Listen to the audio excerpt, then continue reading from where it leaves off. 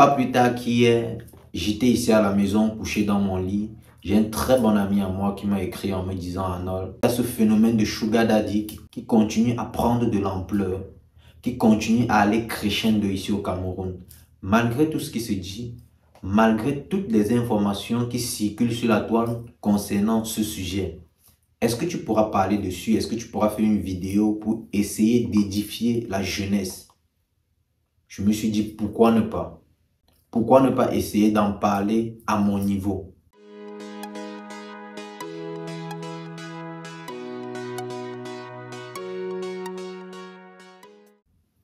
Salut, moi c'est Arnold. Si c'est ta première fois de me découvrir, bienvenue dans la communauté. N'hésite surtout pas à t'abonner et d'activer la cloche de notification pour ne pas rater mes prochaines vidéos. Si tu es en Europe ou en Afrique, notamment au Cameroun, et que tu rêves construire ta maison, alors Gold Building Company est là pour transformer tes rêves en réalité. Elle est là pour t'accompagner de la conception à la réalisation de ton projet, passant par l'étude de ces derniers. Et si tu fais dans de l'événementiel, la restauration, nous sommes là pour vous fournir nos services et des services de qualité. J'étais de disons que hier, j'ai un ami à moi qui m'a écrit par rapport à ce sujet de Sugar Daddy qui continue à prendre de l'ampleur en Afrique surtout, qui continue à prendre de l'ampleur en Afrique et notamment au Cameroun. Et d'ailleurs, ça existe partout dans le monde, qui continue à aller crescendo malgré toutes les histoires qui se disent sur ce sujet, malgré tout ce qui tourne autour de ce sujet. Et aujourd'hui, j'ai décidé de faire une vidéo et d'en parler. Déjà, pourquoi? Parce que c'est un sujet qui me tient particulièrement à cœur. J'ai tellement de jeunes sœurs, j'ai tellement de petites sœurs, j'ai tellement de petites cousines que je ne voudrais en aucun cas qu'elles soient ou qu'elles se retrouvent de près ou de loin dans ce genre de circonstances. Déjà, c'est quoi le Sugar Daddy? Pour ceux qui ne connaissent pas, c'est qui un Sugar Daddy? C'est un monsieur, un vieux monsieur de la cinquantaine passée qui financièrement est stable, entretient ou veut entretenir des relations avec des jeunes filles, des adolescentes. Aujourd'hui, pas seulement des jeunes filles, mais aussi des jeunes garçons. Par conséquent, subvenir à leurs moindres besoins et leurs moindres désirs. Pourquoi est-ce qu'aujourd'hui, de plus en plus de jeunes personnes, de jeunes filles, de jeunes hommes, de jeunes garçons, autant pour moi, se retournent vers ce genre de pratique? Pourquoi est-ce que la société aujourd'hui est pervertie jusqu'à un tel point? Moi, comme je dis et je dirais toujours, on partira toujours sur la base de l'éducation.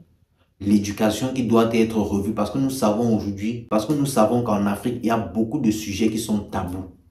Beaucoup de sujets que des parents n'évoquent pas. Beaucoup d'enfants ne sont pas édifiés. Beaucoup d'enfants ne savent même pas, et que beaucoup d'enfants ne savent même pas c'est quoi s'asseoir avec les parents et parler de sexualité.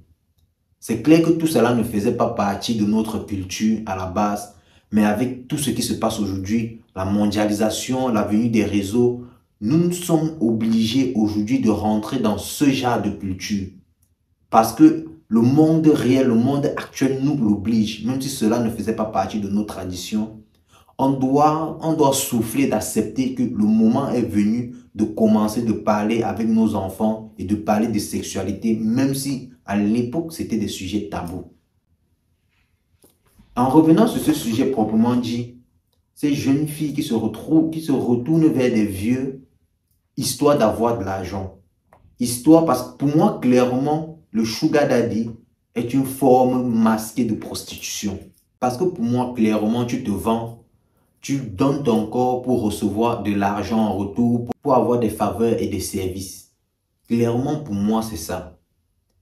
Et je pense que nous sommes dans cette ère-là où on doit s'asseoir, faire l'éducation massive, comme je l'ai pourtant dit. Faire asseoir la jeunesse et les faire comprendre que la même énergie, la même intensité qu'ils utilisent pour faire ces pratiques-là, s'ils utilisaient pour se lancer dans un domaine bien précis, beaucoup plus tard, ils seront des multimillionnaires, des multimilliardaires, parce qu'un projet, c'est une vie. Un projet, c'est une vision. Un projet, c'est la patience, la détermination et retrousser ses manches face à toute difficulté. Réussir aussi à s'asseoir et comprendre que ce que nous sommes en train de donner, c'est notre énergie. C'est notre énergie.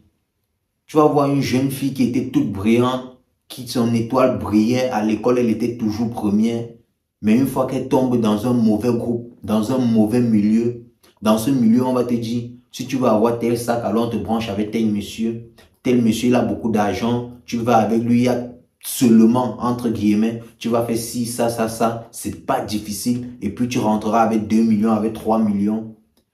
Mais ce que tu oublies, c'est que l'échange d'énergie qui s'effectue va jouer sur toi tout le restant de ta vie. Tout le reste de ta vie, tu auras l'impression que ta vie n'est plus rien. Tout ce que tu fais n'évolue pas. Tout ce que tu fais ne marche pas. Oubliant que c'est dû à tous ces échanges d'énergie que vous avez fait en amont. Quand vous allez avec ces messieurs, dites-vous qu'ils ne sont pas là pour rien. Et beaucoup plus en Afrique. Beaucoup plus en Afrique, dites-vous qu'ils ne sont pas là pour rien. Ils sont là pour puiser de l'énergie, puiser de votre étoile pour briller dans leur monde. Vous savez que des pratiques et des grands messieurs, et surtout en Afrique, sont prêts à faire ou font pour atteindre le niveau auquel ils sont aujourd'hui. Mais pourtant, tout cela ne vous font pas peur. Vous êtes tout simplement prêts à tout faire pour avoir de l'argent. Mais ce que vous oubliez généralement, les filles et les gars, c'est que vous avez des potentiels que vous-même vous ignorez. Vous êtes remplis et pétris de talents que vous-même vous ignorez. Oublions tout ce qui est galère, oublions tout ce qui est problème un temps soit peu. Asseyez-vous sur vous, asseyez-vous dans votre chambre un temps soit peu et demandez-vous qu'est-ce que je suis réellement prêt à faire pour m'en sortir. Quel est ce potentiel en moi que je pourrais exploiter? Hormis de votre physique ou de votre sexe, dans quoi est-ce que je pourrais exceller? Qu'est-ce que je fais en me sentant à l'aise, sans me sentir obligé, opprimé, sans me sentir offensé? Ce sont des questions que vous devrez vous poser si vous avez envie de vous en sortir. Asseyez-vous et posez-vous la question. Chacun de nous est rempli de talents. Chacun de nous a un talent. Chacun de nous a un savoir-faire. Chacun de nous a un savoir-faire. Mais si vous ne vous posez pas des vraies questions, vous ne vous retrouvez pas avec vous-même, vous ne réussirez jamais à vous découvrir vous-même. Et quand vous n'avez pas confiance en vous, quand vous ne vous découvrez pas vous-même, vous êtes susceptible à la manipulation, à vous retrouver dans des milieux où vous ne devriez en aucun cas vous retrouver. Chacun sait ce qui est bien pour lui et ce qui est mauvais. C'est pour ça que nous, les êtres humains, nous sommes différents des animaux parce que nous avons la raison. Et chacun devrait être capable d'utiliser cette raison à bonne échéance pour faire des bons choix pour lui. C'est clair que beaucoup viendront me dire « Mes parents n'ont pas les moyens de m'envoyer à l'école. Je sors d'une famille très pauvre, défavorisée. » Mais dites-vous qu'il y a ceux qui sortent des familles très pauvres et qui arrivent à réaliser grand sans pour autant se prostituer, sans pour autant avoir des relations avec des vieux monsieur, sans pour autant faire des choses pas catholiques. Tout simplement pourquoi? Parce qu'ils se sont assis, ils se sont retrouvés avec eux-mêmes, ils ont dialogué avec eux-mêmes, ils ont eu des projets, ils ont cru et ils se sont lancés. Moi, je conseillerais même en plus la meilleure des choses à faire pour tout jeune aujourd'hui, parce que c'est devenu une pratique tellement courante qu'à 17 ans, qu'on sache déjà c'est quoi les rapports sexuels et tout. Trouvez votre conjoint, essayez tant bien que mal d'aller de l'avant avec lui. Reste dans ta catégorie, reste dans ton milieu où tu sais que bon, au moins ici, on n'a rien, mais on réussit à se parler, on réussit à s'entendre, on réussit à être au même niveau. Pas tout simplement aller avec un vieux qui va te faire...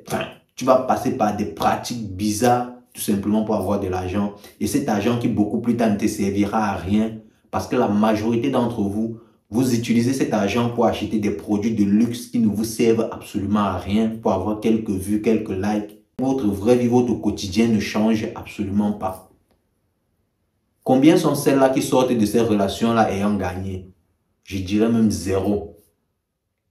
Parce qu'elles ont été dans le suivi, parce qu'elles ont voulu être dans des endroits qu'elles ne devraient pas y être à cet âge-là. À côtoyer des gens que, même relationnellement parlant, elles ne réussissent pas à communiquer parce que ce milieu n'est pas encore son milieu. Vous n'êtes pas encore préparé pour accéder à ce milieu. Et vous sortirez de là avec zéro contact, juste avec quelques photos pour avoir des likes. Et généralement, on parle des vies perdues. On parle des vies perdues. Il ne se fait jamais tard. T'asseoir, te retrouver avec toi-même.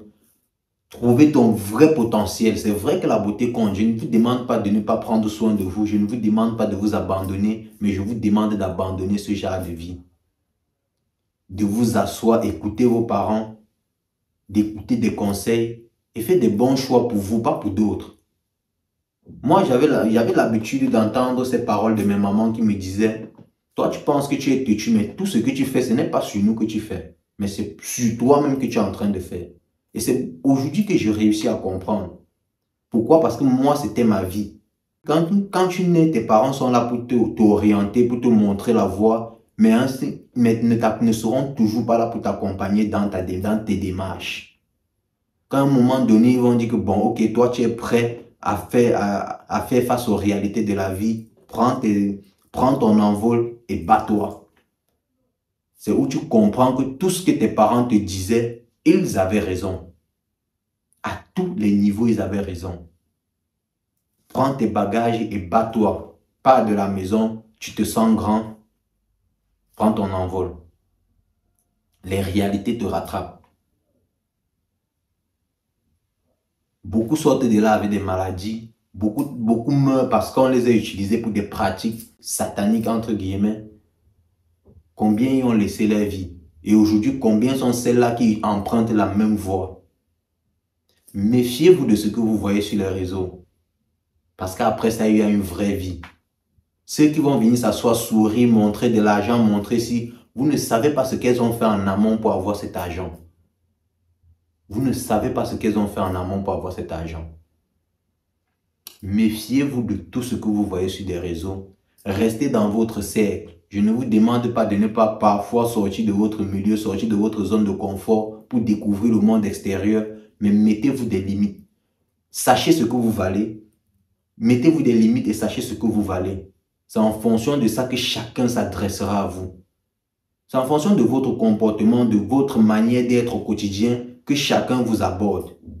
Vous verrez que si vous vous prenez au sérieux, vous n'aurez pas des gens qui seront là pour vous manipuler ou pour vous parler n'importe comment autour de vous. Pourquoi? Parce qu'ils auront peur de vous affronter. Si vous vous prenez au sérieux, il n'y aura que ceux qui se respectent, qui vous respectent, qui viendront vers vous vous parler. Donc, en conclusion, ce que je dirais, c'est prenez soin de vous. Si vous êtes dans cette situation, vous avez toujours une seconde chance. Prendre votre vie en main. Vous retournez vers la bonne direction. Parfois, même s'il le faut, prenez une pause, retirez-vous de tout le monde, faites la paix avec vous-même. Parce qu'une fois que la vieillesse toque à la porte, on n'a plus que les larmes pour pleurer. On n'a plus la force ni l'énergie de se lever et courir.